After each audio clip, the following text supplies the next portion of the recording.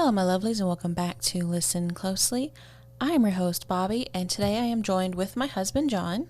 Hey, everybody. And yeah, we're going to get back into the swing of some more spooky things. Yay, I like spooky stuff. And before we get into that, make sure you are following me on all my social medias, Facebook, Instagram, TikTok, at HTT Listen Closely. You can also email me, httlistenclosely@gmail.com. I'm still looking forward to your emails and messages about the Ghosted series that I'm trying to start. So let me know your personal paranormal stories, and I will tell them 100% anonymously. And I think it's kind of a cool thing. Maybe somebody's experienced something like you, maybe not. But it's just kind of like a personal ghost story. And that's really cool and I'm glad you're starting this series because, it's cool when you talk about ghost stories that you've heard of. Mm-hmm. But when you get into other people's ghost stories, like stuff that they've actually, seen or felt or heard, then it becomes a little bit more personal and it's really cool.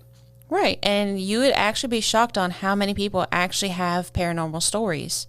It's one of those like taboo things, kind of like people don't want to really talk about it. But actually, a lot of people have experienced some kind of paranormal thing. They just don't want to say it out loud to think, people think they're crazy. Right. So I'm still looking forward to that. The Historical People of Southeast Texas is going to be starting in February. So I'm pretty excited about that one. I already have a couple people lined up that I want to talk about on that.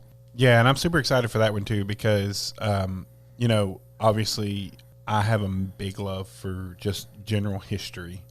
And so I can't wait to see what you come up with on that one because I'm definitely going to be doing my own research on that one.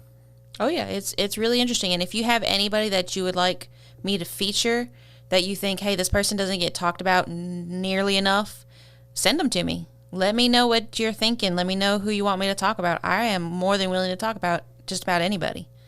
I mean, anybody that has helped shaped our area or history, they're worth mentioning. And before we go any further, I would like to say I am sorry that this one is going to be delayed.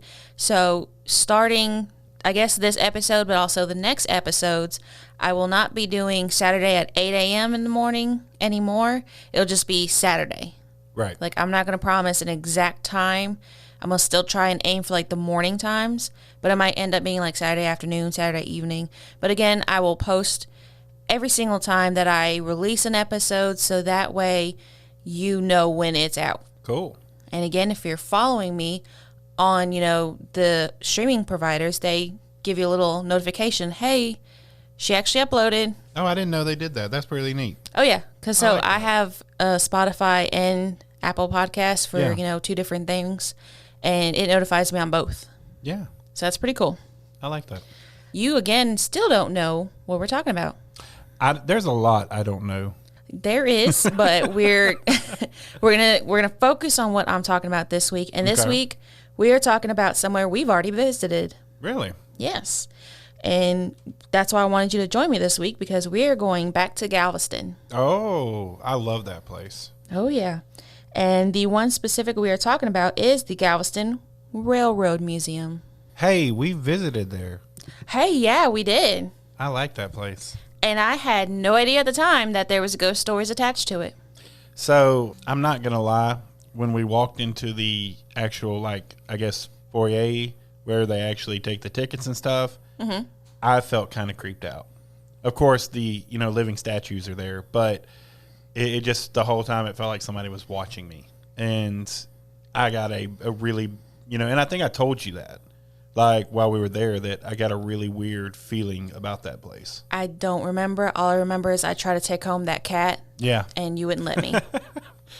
But let's get into this one. So the Galveston Railroad Museum is at 2602 Santa Fe Place in Galveston.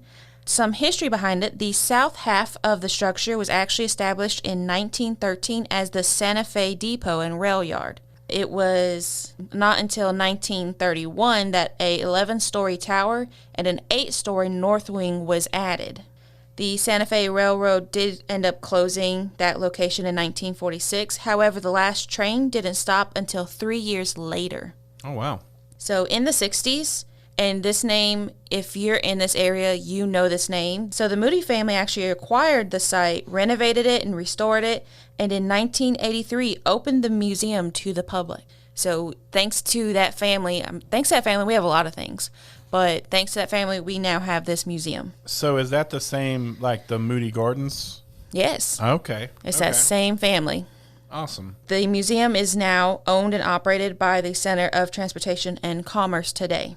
That's cool. And it's actually one of the largest restored railroad collections in the Southwest, which it threw me for a loop when it said Southwest because I don't picture Texas being Southwest. Right, but it really is. But it really is. Yeah. We call ourselves Southeast Texas, but we're really actually, if you look at the map of the United States, we're Southwest. Yeah, that just throws me off because I just think we're South. Like you got the Southwest, Southeast, and then just the South. Right. Because we're kind of in the middle. And can I say, when talking about the largest in the Southwest, it's fascinating. Just if you ever get a chance, it is, especially if you love just like general historical information, it is such a neat place to go and walk through their tour. We got the chance to do it, and it was fantastic. And if you've been to the Strand, you've seen it. Yeah. Like it's right one of there those, at the very end. You just don't realize you've seen it, but you have. Yeah. So at its heyday, it had over 40,000 travelers that would traverse the station daily. Wow. So we're not talking about, yearly, daily. Because, obviously Galveston back in the day was full of speakeasies and, red light district. So it had a lot of travelers. And, of course, the port, which had jobs and just the economic growth and everything was amazing at that time. So, people were more inclined to travel through that area.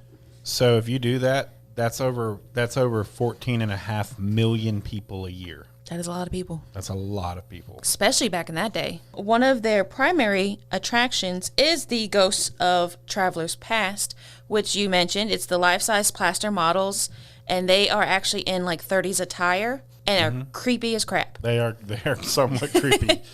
Yeah. They're inside the main depot, and basically they're just doing what the travelers would have done at that time. They're sitting and waiting for their trains. They're making phone calls. They're getting checked in. There's little kids playing, which I don't know about you. The kids ones really threw me. That's what gets you the most. Those ones, they're of all ages. They're kids to older people. So, and they're creepy. And speaking of the Ghosts of Travelers Past, let's get into the ghost stories. Okay. So the first one we're going to talk about is the one that I actually found the most on, which is the ghost of William Watson. William Watson was a 32-year-old engineer from New York who arrived in Galveston by steamship.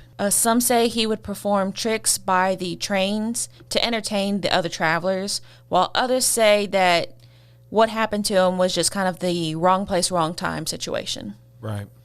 But if you believe the daredevil stories, what he was doing at the time was he was practicing handstands on the train's cowcatcher, and Watson slipped sliding too quickly to scream and was actually unable to save himself, and therefore he was decapitated by the train. Visitors were in complete shock when they saw this, and the head was actually found a quarter mile from the actual site of his body and where the incident happened. And apparently his hat was still on the head. Oh, wow. And the date that this happened, which is the really trippy part. So there's two different dates. It's possibly August 31st and September 1st. So there's kind of conflicting stories on what date actually happened. And the year, 1900. Oh, wow. So just a few days shy of the great storm of the 1900s that hit Galveston. And just for a little definition, do you know what a cowcatcher is? So I had to look it up. So at the time I did not, but go ahead and say it. So everybody's seen pictures of old school trains. That little V looking thing on the front of the train is called a cowcatcher. And yes, it is named exactly for what it's used for. Catching cows? Well, if a cow happened to get in front of them, it kind of nudges them. It nudges them away so it wouldn't damage the internals of the train. Okay. Yeah, when I first was researching, I was like, what is a cowcatcher? I'm over here thinking of some crazy contraption or something. And I thought, well, maybe it was the rails, when you get into the rails, and I had to look it up. I'm not going to lie. I'd never heard it before. But I will tell you this, if he was doing handstands on the cowcatcher. Well, he was doing handstands and he fell into the cowcatcher. Oh, he fell into the cowcatcher. Right. Okay. Well, yeah, I could see, because it back in the day it was made of straight iron like that. I could see why it would cause bodily damage. Right. And in fact, the body was, according to the newspaper, mangled beyond recognition, which of course it would be. Yeah. I mean, that's just crazy. The people who are now over the museum say that they can sometimes hear strange and unidentified noises and possibly some misplaced items, like he's still kind of playing tricks around the place. So while doing research on this one specifically, I did find some news articles on this. So I actually have some real news articles, because at first I was like, this has got to be like, one of those myths or something. Right. Like, it didn't really go down how it went down. So I actually looked and I found some articles from the Galveston Tribune. That is, I believe the one that I got the most from was September 3rd of the 1900s. And I will be posting that on my probably Facebook, because they're a little bit bigger for Instagram to really get all of the article. Right. So those will be on Facebook. So definitely look at those. They're pretty cool. But I actually found out that he was buried in Galveston. And yes, there is a gravesite. So they don't have his date of birth there, but it does say August 31st, 1900. And he was buried at the Lakeview Cemetery in Galveston. So there's clues to support the theory. Right. Like, so he really did live, and unfortunately he really did die by decapitation from the train. However, the news article didn't really line up with that story per se. Okay. The news article just stated that he was decapitated, basically like an accident. Oh, okay. And that the train conductors didn't see him. So when they went to, drop off some of the cars, they were coming back. That's when they saw that the man's body was there. Which, that happens. Like, it's even today with subway terminals and stuff like that, people end up falling off the platform and stuff like that. Like, it's a dangerous place to be around a train, especially. So when we went to the museum, they were very quick about, until the train was at a standstill, making us stay back away from the train. Oh, yeah. Like, be careful around them. And they didn't have, like, guardrails and gates and stuff like that. Like, they really didn't have that. Like, when the train was pulling up, we were right there on the train. Yeah. So, that's the first one. I mean, it's actually interesting that I found some actual articles to support that this incident happened. But the second one, I could find nothing. Okay. And I searched. Now, this one is about a woman in the windowsill. In the 1980s, a woman met her untimely end when she propelled herself out of the bathroom windowsill on the 4th floor of an office. Oh, wow. The office had been used for psychiatric patients, but that's literally all that is known about her life. Visitors sometimes claim to see her roaming the restroom or running in the hallways, and some say they still see her sitting on the windowsill, legs dangling off the edge. So that one it's another tragedy. Yeah. But that one I could find nothing on. I found no newspapers. I found no, like, death certificates or anything like that. So she was on the train when this happened? On the 4th floor? Oh, okay. I don't know why I didn't catch the 4th floor part. I mean, unless there's a train on the 4th floor. I mean, you never know with Galveston. So she was on the 4th floor and she propelled herself out the bathroom window. Right. Okay. And now some say if you look up, I guess the 4th floor, they don't really specify. They just say if you look up, sometimes you see her still sitting on the windowsill. Right. And one of the things is, and we realized this going there, but so to do the tour, you have to go to the other parking lot. It's not on the Strand side. Right. And you don't really see how big it is until you get on the actual Strand side. Right. And then you look up and you see all the floors and how high it goes. Oh, yeah. But, yeah, I mean, they're both really sad. Yeah. And who's to say that these are really the only two? So if you go to the museum, they have many different trains there. They have, the steam locomotive. They have more modern ones. I mean, there are trains all over the place. Right. Who's to say that those are the only two? Yeah. I mean, those are the only two that actually physically died at the site. But there could be, you know, maybe a conductor who really loved his job and rode one of those trains, or a passenger who really loved, you know, riding the train. And that's one of the things that when you're taking the tour, that's one of the things I remember most is they have this one section that has all the pictures and names of all the conductors that ever rode in that railway. And I must have missed that. yeah, it's on one of the trains when you walk through it. But that part, you know, just looking at those photos, and was like, man, I wonder if some of them may still be around. Yeah, I mean, you never know. So that's just one of those, you know, and it's cool history because this area, we were built on trains. Like, we thrive on trains. Like, especially with, you know, the logging industry and the sawmill industry that we had around here. Right. We relied on those trains. Like, without those trains, we would have been basically nothing. Right. And you have to look at both sides of it. You know, yes, they brought prosper and they brought commerce to a very underdeveloped part of the world, but at the same time, they also brought a lot of sickness. We talked about the one time with the scarlet fever, was it scarlet fever? It was yellow fever. Yellow fever in Galveston, and nobody would take a train ride because they didn't want, you know, to go. Which was around the same time. Right. So, I mean, people got sick. People moved to different places. Some of those trains that we saw had, you know, they had seen their better days. Oh, yeah. And they had been all over the countryside. Just to imagine where those trains have been is just fascinating. You know, it's kind of one of those if these walls could talk type thing. Yeah. But so that's the ones we have for today. Again, I thought it was super cool that I at least could find some validity to one of the stories. yeah.